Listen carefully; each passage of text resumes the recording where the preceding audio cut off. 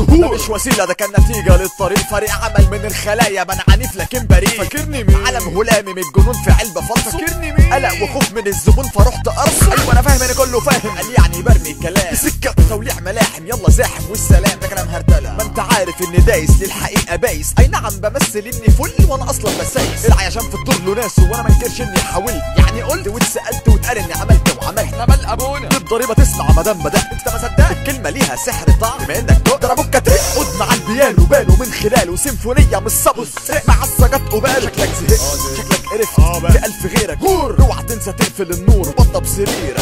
هعيش عشان مبادئي بكسبي او بصدقي، لكن حقيقه واحده اني هعيش عشان مبادئي. هعيش عشان مبادئي، مبادئي بدمي هسقي. طريقتي الوحيده اني هعيش عشان مبادئي. هعيش عشان مبادئي بكسبي او بصدقي، لكن حقيقه واحده اني هعيش عشان مبادئي. هعيش عشان مبادئي بكسبي او بصدقي، لكن حقيقه واحده اني هعيش عشان مبادئي.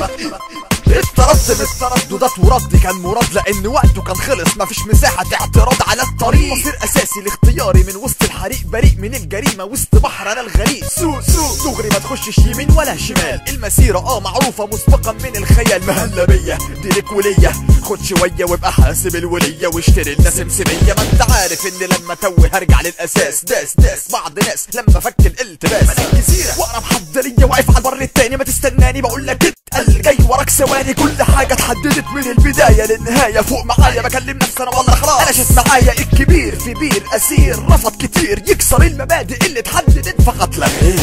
هعيش عشان مبادئي بكسبي او بصدقي، لكن حقيقه واحده اني هعيش عشان مبادئي. هعيش عشان مبادئي، مبادئي بدمي هسقي. طريقتي الوحيده اني هعيش عشان مبادئي. هعيش عشان مبادئي بكسبي او بصدقي، لكن حقيقه واحده اني هعيش عشان مبادئي. هعيش عشان مبادئي بكسبي او بصدقي، لكن حقيقه واحده اني هعيش عشان مبادئي.